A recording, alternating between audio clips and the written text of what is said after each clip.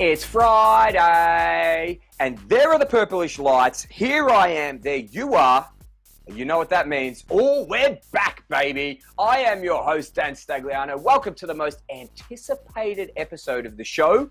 Since the last most anticipated episode of the show, this is the place where you know what you're going to find. We are loading you up with the most exciting content creators from around the world, and we always bring it to you live. That's pretty cool, right here on YouTube. Now, I hear you ask, why are we live? Good question. And here's my answer. If a question pops into your mind like a bad joke or a bad idea, all you got to do is drop it in the comments below and bam, we get you instant feedback. That's why we're live. And besides that, it's more risky. We love taking risks. Now, today, for the first time on the show, we have ourselves a double, nay, possibly a triple threat guest. Yeah, you heard it right. The microphone's not going fuzzy.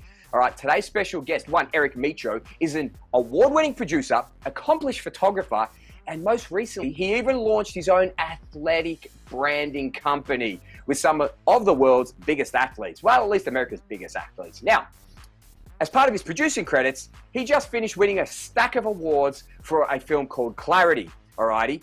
This film also won him plenty of awards. It's called Welcome Back. Take a little look at this.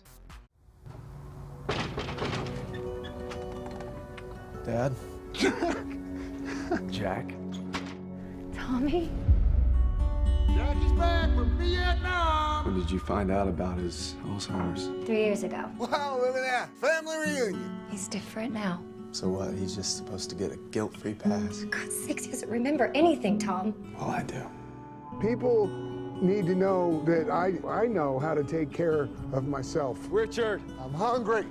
Cheers to you coming back, buddy. Look out, incoming. Oh, direct hit. Come on, what the hell's going on with you? Don't touch me. I'm not Jack. Richard! I will kick your ass. Look at me!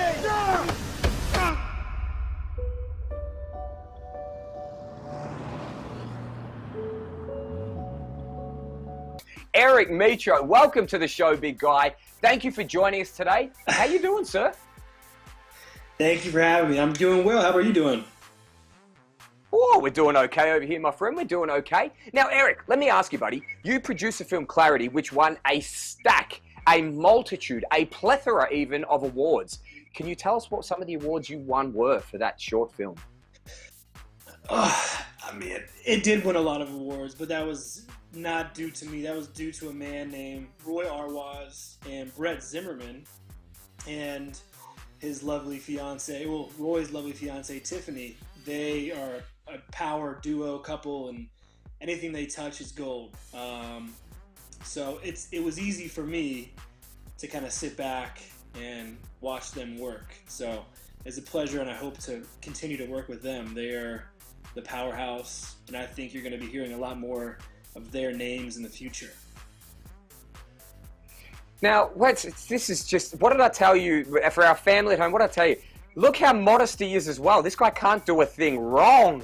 He's like the ultimate specimen. Hey, let me ask you something, big guy. Let me ask you something.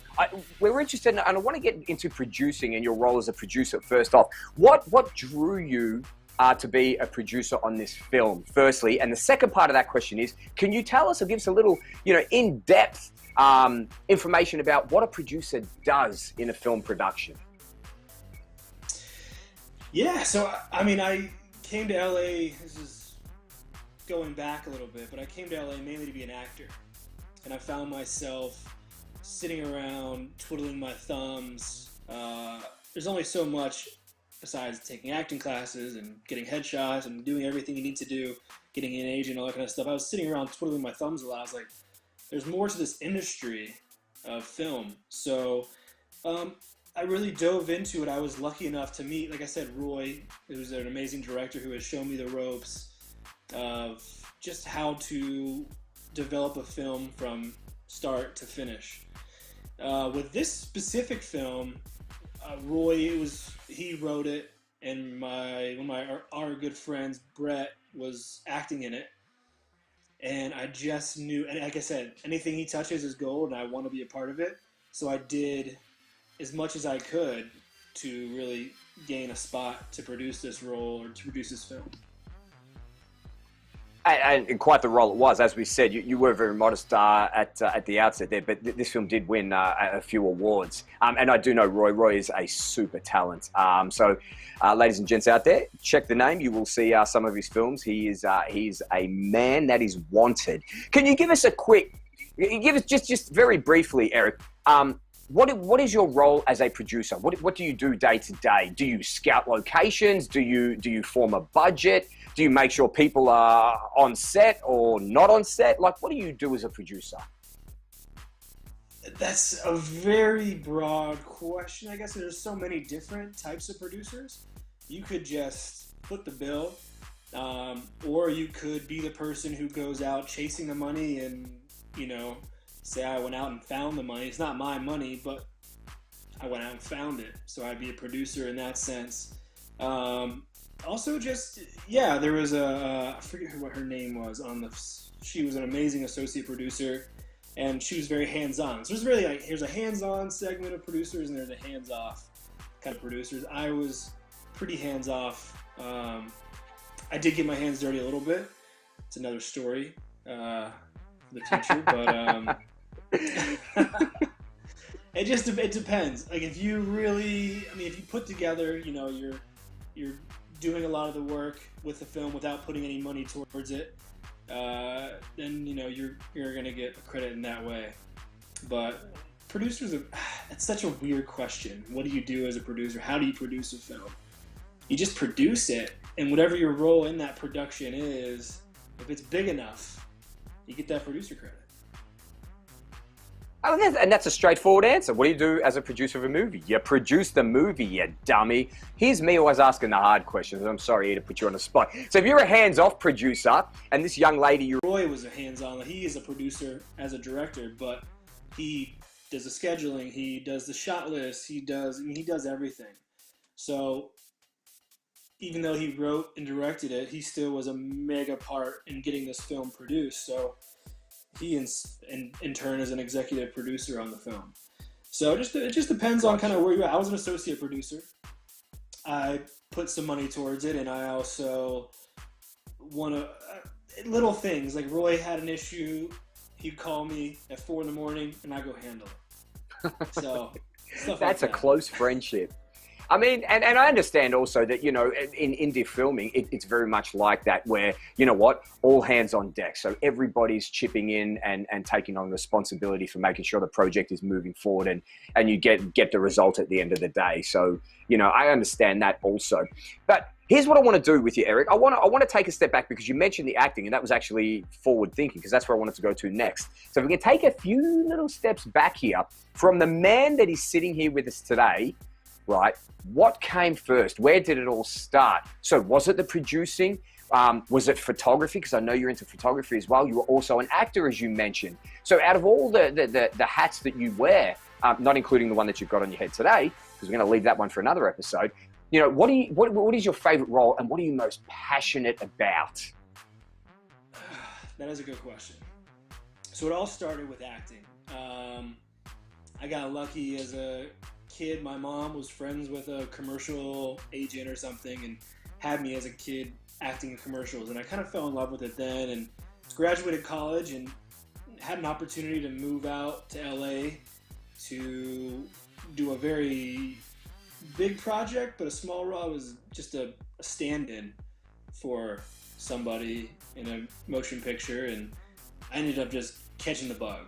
So I lined it all up. I lived in North Carolina at the time, and lined it all up after I had done that stand-in role, and I was like, I gotta move to LA. This is what I want to do. Ended up moving to Los Angeles and, getting my toes wet in some acting. And I love it. Like, acting is probably my favorite part of this entire industry. You get to become someone you're not, and it is a big process. And I just kind of got into producing. I love creating movies from scratch. I'm doing that right now. And I just love storytelling in general, I think. And the acting is just one piece of the puzzle.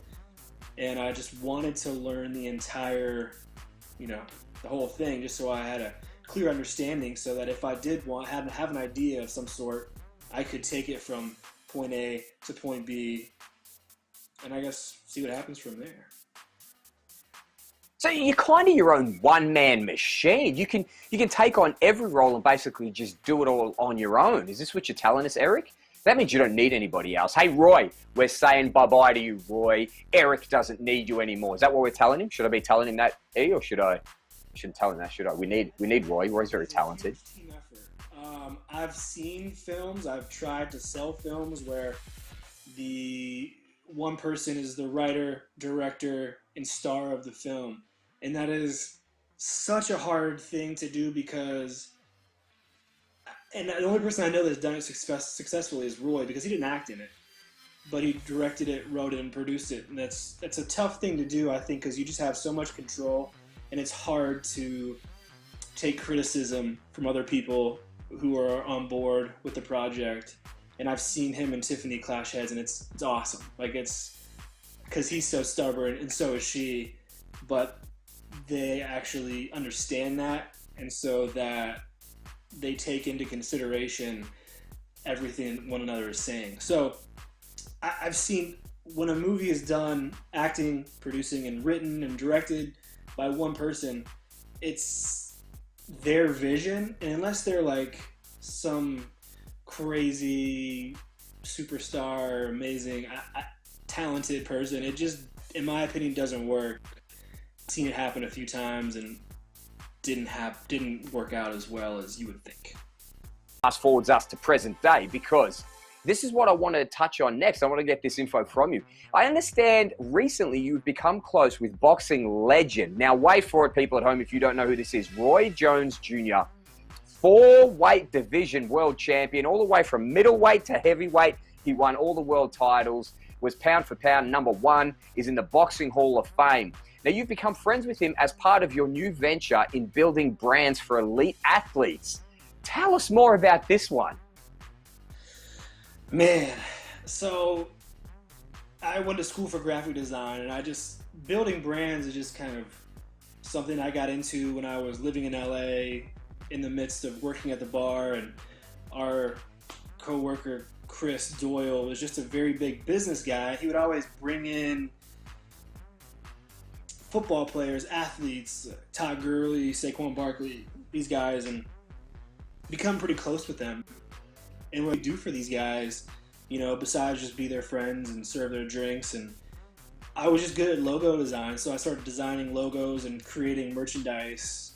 Some things didn't work out, some things did, and when the pandemic hit, my girlfriend and I moved into her beach house in Florida, just to kind of relieve a little bit of that rent problem.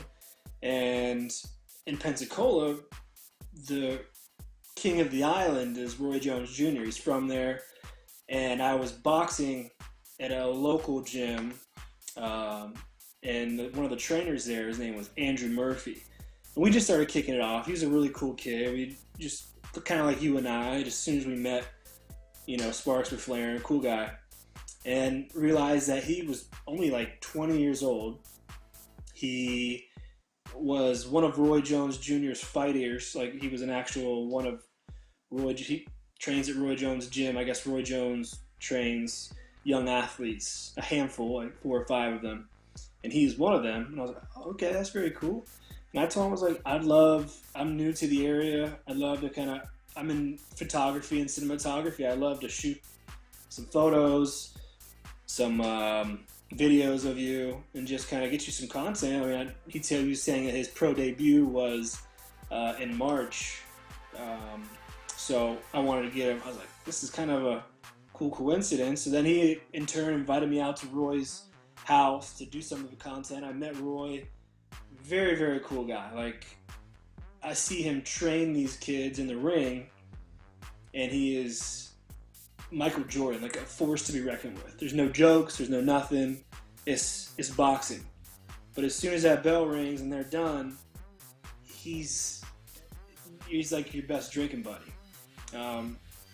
So I just kind of keep my mouth shut when he's training, and when it's over, he's just a really cool guy, really cool person. It was an honor to get to meet him and to continue to kind of build a friendship around that. So what I did for Andrew, he made his pro debut in March, and he won recently for his first debut. But I created a logo for him, and I did a pre-sale for him and made him some merchandise, get a little extra cash in his pocket, really for just to give him back. He's a really good kid. I've had the same thing, like Brett did the same for me. He helped me along this long acting journey, which I continue to strive at. But so it's just kind of like I met this young kid, tried to pay it forward, and ended up meeting Roy Jones and becoming friends with that guy, and it's awesome. So for our family watching this, the name is Andrew Murphy. He's a young fighter, so please look out for him. He's up and coming. You heard it here first. His brand has been created and built by this man, Eric Mitro. Eric, and just part of his brand building, can I confirm here, you've created a logo and everything for his name that goes on his apparel. Is that correct? Yes. Andrew Murphy, White Lightning. That is his... White Lightning? Claim to fame. Woo! That sounds fearsome. I like that. Eric, this is what I call my genie question. So if you can imagine in your hands, you have a little lamp, very Disney-like. Disney, partners of ours, not yet, but hopefully someday. You rub your magic lamp, you get one wish, big guy, one wish, but you have to choose it, and it has to be on something work-related. So ideally, here it is. Where will Eric Mitro be in 5 years' time? With all these overlapping, not overlapping roles that he undertakes, where are we going to see him in 5 years' time? 5 years. I currently am in the middle of creating a TV show. Writing the pilot is actually finished. So I am writing that, and I want to star in that show. Directing it, I'm going to leave that up to somebody else. Like I said, I think you got to know your strengths and do what you got to do. I would definitely write it. I'm going to get help with the writing. I'm not a big writer. And then acting it and produce it and get someone to direct it. That is my 1 year plan, I think, for that. And then whatever comes of that, I mean, I would love to see Andrew do well, and I would love to continue to help him on his journey, and just kind of continue to create content.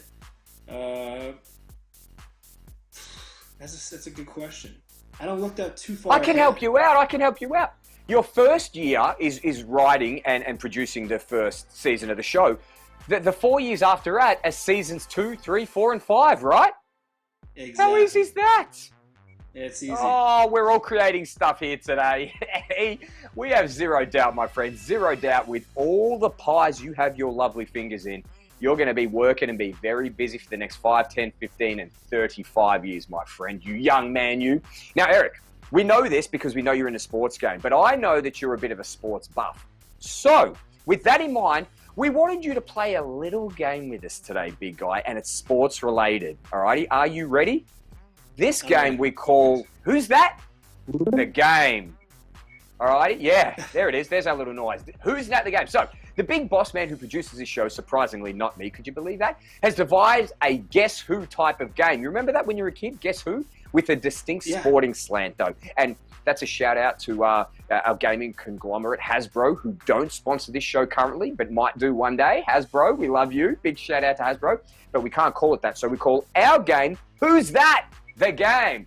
Now, the rules are simple. I'm going to read you out some fun facts about a person, right? And then you're going to say, once you think you know who it is the mystery person, blah, blah, blah, blah, blah. Easy? You remember that game, Who's That? Such a fun game. No, Guess Who? Guess Who? Yes, all right. You ready? You ready? I'm ready. Okay. Warm it up, baby. Warm it up. And for our viewers at home, feel free to play along. Shout out. Write in the comments below if you think you know who it is before Eric. I doubt it. He's very sharp, this kid. And by the way, I have no idea what the answers are here, so the boss man has not told me. First person. Here we go. I signed a contract with Barcelona. That's soccer, by the way, for all the Americans who don't know. When I was 13 years old. Any ideas, Eric? Barcelona soccer player. Nope. Since then, I have become one of the highest paid athletes in the world. I set the all-time record for the most goals scored in a single season for a major European league with, wait for it, 73 goals. Is that I'll give you a Cristiano clue. Ronaldo? Oh, so close. So close. You're on the right track. Who am I? It's Lionel Messi. Oh, that was close enough though, because those guys were the... I was going to say, they were the biggest opponent. I was going to say, your next clue is your mother often yells at you when you're a kid about your bedroom being Messi. Get it? See what I did there? Messi. Ah, it was horrible. Okay, number 2. That's a warm-up. That's just a warm-up round. Andrew Murphy would tell you, my man. You always need to take your first few rounds to warm up. All right, here we go. Over my tennis career, so it's tennis now, I've been ranked number 1 for, wait for it, 253 weeks. Of my 15 total US Open appearances, I have only lost 9 matches. I'm female. Of the players who beat me, the only person to beat me twice was my sister, another famous tennis player. Serena Williams. I figured that. Bam! The man's back, baby. Serena Williams is the right answer. Oh, he's getting it. He's getting it. Who's that? The game. Oh, we're warming up now, baby. All right, here we go. Here we go. Next one. At 15 years old, I became the youngest swimmer to make the Olympic team since 1932. So this person's a swimmer. Michael Phelps? I had to say no more. Eric Mitro nails it. Bam, baby. You are Michael Phelps. Yes, you are. In the 2008, you became the only Olympian. All the sports that I don't watch. Well, I told you I wasn't going to make it easy for you, big guy, and you're still nailing it. He won 8 gold medals in 1 Olympics. That's pretty awesome. All righty, number 4. Here we go. Here we go. I'm widely considered to be the greatest sprinter of all time. I hold the 100-meter, 200-meter. Did you say you don't know any of these sports? I didn't even get that. I didn't even get that clue out. You're Usain Bolt. That's who. Number 5, baby. Number 5. Guess what? I'm going to throw you off kilter here, Eric. You ready? We're going back to soccer because I know you're a soccer guy. Many consider me to be the greatest soccer player of all time. I hold the record for the most goals scored in the Premier League, as well as the most hat-tricks. Man, I think you're foxing with me, man. I think you're foxing with me, Eric. Are you Googling? I see you keep looking down. Are you Googling these things? Yeah. I forgot to tell you that wasn't allowed. Alrighty, our last question. This is for all the marbles, baby. Hold those hands up. Do that again. Let me see those hands. Let me see those hands. Look at that. He was a wide receiver, ladies and gents back home. Look at those hands. During my first 2 years of college football, I was a 7th string quarterback. That's 5 plus 2. That's horrible. But worked my way up to be started during my junior career. My NFL career has been ridiculous. Who am I? That's Tom Deflategate Brady. Eric Mitro, I think you got like 6 out of 7, buddy. Great performance there, big guy.